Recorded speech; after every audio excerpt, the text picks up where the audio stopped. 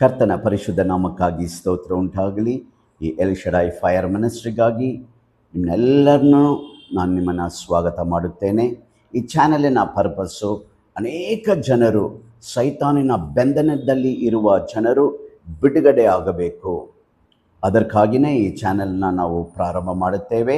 ಈಗಲೂ ಕೂಡ ಅಲ್ಪ ಸಮಯ ನಾವು ಪ್ರಾರ್ಥನೆ ಮಾಡಿ ನಾನು ವಾಕ್ಯಕ್ಕೆ ಹೋಗೋಕ್ಕೆ ನಾನು ಬಯಸುತ್ತೇನೆ. ನಾವೆಲ್ಲರನ್ನು ಕಣ್ಗಳನ್ನು ಮುಚ್ಚಿ ಸರ್ವಶಕ್ತನಾದ ದೇವರನ್ನು ನೋಡೋಣ.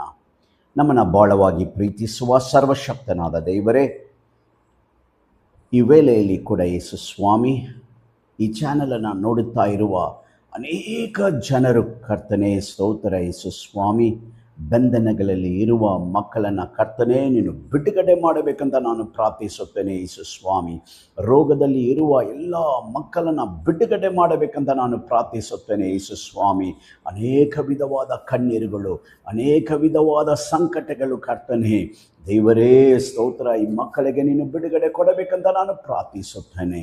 ಈ ಚಿಕ್ಕ ಪ್ರಾರ್ಥನೆಯನ್ನು ನಾನು ಕೇಳಿಬೇಡಿ ಎಂದು ಕೊಡುತ್ತೇನೆ ಯೇಸು ಕ್ರಿಸ್ತುವಿನ ಹೆಸರಿನ ನಾಮದಲ್ಲಿ. ಆಮೇನ್, ಆಮೇನ್, ಹಾಲೆಲೂಯ. ಈ ದಿನದ ಸಾರಾಂಶ ಏನೆಂದರೆ, ಇವತ್ತು ದಿನದ ಸಂದೇಶ ನಮ್ಮ ಮಾತುಗಳನ್ನು ಹೇಗೆ ಕಾಪಾಡಿಕೊಳ್ಳಬೇಕು. ಹಾಲೆಲೂಯ. ಸೊ ಇವತ್ತು ಧ್ಯಾನಕ್ಕಾಗಿ ತೆಗೆಯಲ್ಪಡುವ ವೇದವಾಕ್ಯ ಜ್ಞಾನೋಕ್ತಿಗಳು ಬರೆದ ಪುಸ್ತಕ 21ನೇ ಅಧ್ಯಾಯ 23ನೇ ವಾಕ್ಯವನ್ನು ನಾವು ಓದೋಣ. ತನ್ನ ಬಾಯನ್ನು ನಾಲಿಗೆಯನ್ನು ಕಾಯುವವನು ತೊಂದರೆಗಳಿಂದ ರಕ್ಷಿಸಿಕೊಳ್ಳುವನು. ಹಲ್ಲೆಲೂಯ. ನಮ್ಮ ಬಾಯನ್ನು ಕಾಪಾಡಿಕೊಳ್ಳುವವನು ಏನು ಮಾಡುತ್ತಾನೆ? ಅವನ ಆತ್ಮವನ್ನು ರಕ್ಷಿಸಿಕೊಳ್ಳುತ್ತಾನೆ. Hallelujah. So we should be very very careful about our tongue. ನಮ್ಮ ಮಾತುಗಳನ್ನು, ನಮ್ಮ ಬಾಯಿಗಳನ್ನು ಏನು ಮಾಡಬೇಕು? ಕಾಪಾಡಿಕೊಳ್ಳಬೇಕು. ನಮ್ಮ ಮಾತುಗಳನ್ನು ಕಾಪಾಡಿಕೊಳ್ಳುವಾಗ ನಮ್ಮ ಆತ್ಮ ಏನಾಗತ್ತೆ? ಕಾಪಾಡಿಕೊಳ್ಳಬಹುದು. ಹಲ್ಲೆಲೂಯ. ಅದು ಮಾತ್ರ ಅಲ್ಲ, 2-3 ವಾಕ್ಯವನ್ನು ನಾವು ಧ್ಯಾನಿಸಿ ಮುಂದೆ ಹೋಗೋಕ್ಕೆ ನಾನು ಬಯಸುತ್ತೇನೆ.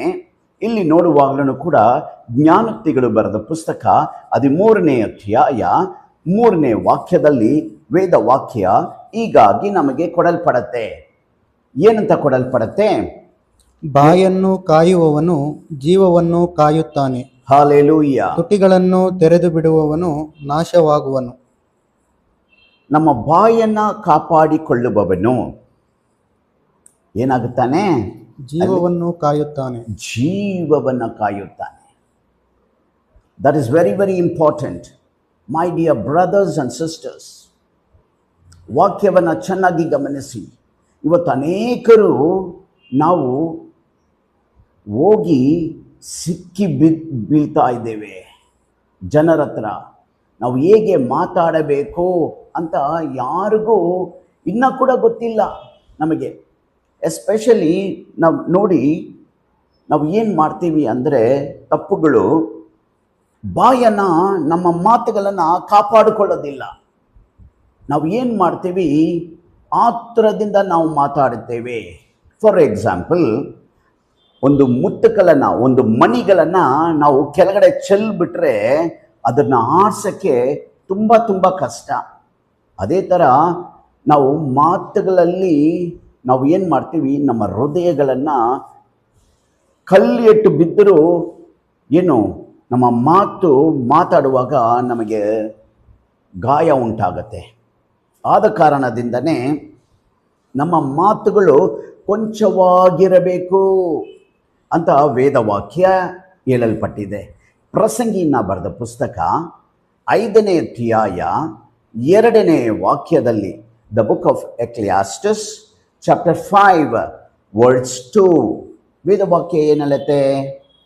ಬಾಯಿ ದುಡುಕಬೇಡ, ದೇವರ ಮುಂದೆ ಮಾತಾಡಲು ನಿನ್ನ ಹೃದಯದಲ್ಲಿ ಆತುರ ಪಡದಿರು. ಹಲ್ಲೆಲೂಯ. ದೇವರು ಆಕಾಶದಲ್ಲಿದ್ದಾನಲ್ಲವೇ, ನೀನು ಭೂಮಿಯಲ್ಲಿದ್ದಿ. ಆದ ಕಾರಣ ನಿನ್ನ ಮಾತುಗಳು ಕೊಂಚವಾಗಿರಲಿ. ನಿನ್ನ ಮಾತುಗಳು ಕೊಂಚವಾಗಿರಲಿ. ನನ್ನ ಕೇಳುತ್ತಾ ಇರುವ ಸಹೋದರನೇ ಸಹೋದರಿಯೇ, ಈ ವೇಳೆಯಲ್ಲಿ ಕೂಡ ನಮ್ಮ ಮಾತುಗಳು ಕೊಂಚವಾಗಿರಬೇಕು. ಕೊಂಚವಾಗಿ ಇರುವಾಗ ದೇವರು ನಮ್ಮ ಜೀವಿತದಲ್ಲಿ ಅದ್ಭುತ ಕಾರ್ಯಗಳನ್ನು ಮಾಡುವ ದೇವರಾಗಿದ್ದಾರೆ. ಇವತ್ತು ಅನೇಕರು ಏನು ಮಾಡ್ತೀರಾ, ಬಾಯಿ ಕೊಟ್ಟು ನಾವು ಜಗಳದಲ್ಲಿ ಸಿಕ್ಕಾಕೊಳ್ತೇವೆ, ಪ್ರಾಬ್ಲಮ್ಸಲ್ಲಿ ಸಿಕ್ಕಾಕೊಳ್ತೇವೆ, ಅನೇಕ ವಿಧವಾದ ಸಮಸ್ಯೆಗಳಲ್ಲಿ ನಾವು ಚಿಕ್ಕಿ ಬೀಳುತ್ತೇವೆ. That is why always what we have to do is that we should guard our mouth. Hallelujah. Praise the Lord. This is a very, very interesting. ಅನೇಕ ಕ್ರೈಸ್ತರ ಮಕ್ಕಳು ಏನು ಮಾಡ್ತಾರೆ ಅಂದರೆ, ಅವರು ಏನು ಯಾರ ಹತ್ರ ಹೇಗೆ ಯಾವಾಗ ಮಾತಾಡಬೇಕು ಅಂತ ಅವರಿಗೆ ಗೊತ್ತಿಲ್ಲ. ಆದ ಕಾರಣದಿಂದನೇ they are into a destruction, they are into a problems.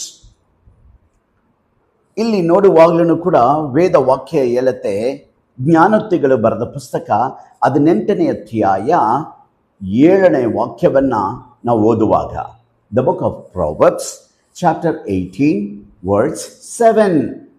ಜ್ಞಾನಹೀನನಿಗೆ ಬಾಯಿ ನಾಶ, ತುಟಿಗಳು ಪಾಶ. ನೋಡಿ, ಅ ಫೂಲ್ಸ್ ಮೌತ್ ಈಸ್ ಡಿಸ್ಟ್ರಾಕ್ಷನ್. ನಮ್ಮ ಮಾತುಗಳು ಅನೇಕ ವಿಧವಾದ ಡಿಸ್ಟ್ರಾಕ್ಷನ್ಸ್ ತಕ್ಕೊಂಡು ಬರುತ್ತೆ. ಸೊ ಆದ ಕಾರಣದಿಂದನೇ ನಾವು ಮಾತುಗಳನ್ನು ಕೊಂಚವಾಗಿರಬೇಕು. ನೀವು 21ನೇ ವಾಕ್ಯವನ್ನು ಓದಿ, ಅದೇ ಜ್ಞಾನೋಕ್ತಿಗಳು ಬರೆದ ಪುಸ್ತಕ 18:21ನೇ ವಾಕ್ಯದಲ್ಲಿ ನಾವು ವಾಕ್ಯವನ್ನು ಓದುವಾಗ, ಜೀವನ ಮರಣಗಳು ನಾಲಿಗೆಯ ವಶ. ಜೀವನವು ಮರಣವು ನಾಲಿಗೆನ ವಶ. ವಚನ ಪ್ರಿಯರು ಅದರ ಫಲವನ್ನು ಅನುಭವಿಸುವರು. ನೀವು ಏನು ಮಾತಾಡ್ತೀರೋ ಅದನ್ನ, ಆ ಫಲವನ್ನು ಅವರೇ ತಿನ್ನುತ್ತಾರೆ. ಸೊ ನಾವು ಏನು ಮಾಡಬೇಕು, ನಾಲಿಗೆಯನ್ನು ಭದ್ರವಾಗಿ ನಾವು ಕಾಪಾಡಿಕೊಳ್ಳಬೇಕು. ನನ್ನ ಪ್ರೀತಿಯ ಸಹೋದರನೇ ಸಹೋದರಿಯೇ, ಈ ವೇಳೆಯಲ್ಲಿ ಕೂಡ ದೇವರು ನಿನಗಾಗಿಯೇ ಮಾತಾಡುತ್ತಾ ಇದ್ದಾರೆ. ನಿಮಗಾಗಿ ಮಗಳೇ, ನಿನಗಾಗಿ ಮಗನೇ ಮಾತಾಡ್ತಾ ಇರೋದು ದೇವರು. ಅದನ್ನು ನಾವು ತಿದ್ದುಕೊಂಡು ನಡೆದರೆ, ಜ್ಞಾನವಾಗಿ ನಾವು ನಡೆದುಕೊಳ್ಳಬೇಕು. ನಾವು ಜ್ಞಾನವಾಗಿ ನಡೆದುಕೊಳ್ಳಿದ್ರೆ ದೇವರು ಏನು ಮಾಡ್ತಾರೆ, ಅಲ್ಲಿ ಆಶೀರ್ವದಿಸುತ್ತಾರೆ. ಆ ಕುಟುಂಬವನ್ನು ಆಶೀರ್ವದಿಸುತ್ತಾರೆ, ಆ ಮಕ್ಕಳನ್ನು ಆಶೀರ್ವದಿಸುತ್ತಾರೆ. ಸೊ ನಮ್ಮ ನಾಲಿಗೆಯನ್ನು ಏನು ಮಾಡಬೇಕು, ಕಾಪಾಡಿಕೊಳ್ಳಬೇಕು. ಹಲ್ಲೆಲೂಯಾ. ಸೊ ದೇವರ ದಾಮೆ ಈ ವಾಕ್ಯವನ್ನು ಆಶೀರ್ವಾದ ಮಾಡಲಿ. ಆಮೇನ್. ಇವತ್ತು ಸಂದೇಶವನ್ನು ಮುಗಿಸೋಣ, ನಾವು ಪ್ರಾರ್ಥನೆ ಮಾಡೋಣ. ನಮ್ಮನ್ನು ಬಹಳವಾಗಿ ಪ್ರೀತಿಸುವ ಸರ್ವಶಕ್ತನಾದ ದೇವರೇ, ಇದುವರೆಗೂ ಕರ್ತನೆ ನಮ್ಮೊಟ್ಟಿಗೆ ನೀವು ಮಾತಾಡಿದ್ದಕ್ಕಾಗಿ ಕೋಟಿ ಕೋಟಿ ವಂದನೆ ಯೇಸು ಸ್ವಾಮಿ. ಈ ವಾಕ್ಯವನ್ನು ಕರ್ತನೆ ಅನೇಕ ಜನರು, ಈ ಮಕ್ಕಳು ನೋಡುತ್ತಾ ಇರುವ ಕರ್ತನೆ ಜನರಿಗಾಗಿ ನಾನು ಪ್ರಾರ್ಥಿಸುತ್ತೇನೆ. ಕರ್ತನೆ ದೇವರೇ, ಈ ಸಂದೇಶವನ್ನು ಕರ್ತನೆ ಅವರಿಗೆ ಆಶೀರ್ವಾದವಾಗಿ ಮಾರ್ಪಡಲಿ. ಕರ್ತನೆ ಸ್ತೋತ್ರ ಯೇಸು ಸ್ವಾಮಿ. ಅನೇಕ ಮಕ್ಕಳನ್ನು ಆಶೀರ್ವದಿಸು. ಪ್ರಾರ್ಥನೆ ಕೇಳಿದ್ದಕ್ಕಾಗಿ ಸ್ತೋತ್ರ. ಯೇಸು ಕ್ರಿಸ್ತುವಿನ ಹೆಸರಿನ ನಾಮದಲ್ಲಿ ಬೇಡಿ ಹೊಂದಿಕೊಳ್ಳುತ್ತೇನೆ. ಆಮೇನ್, ಆಮೇನ್. ಈ ಸಂದೇಶ ನಿಮಗೆ ಆಶೀರ್ವಾದವಾಗಿದ್ದರೆ ಸಬ್ಸ್ಕ್ರೈಬ್ ಮಾಡಿ, ಲೈಕ್ ಮಾಡಿ. ನೆಕ್ಸ್ಟ್ ವಿಡಿಯೋಯಿಂದ ನಾವು ನೋಡೋಣ. May god bless you. Amen.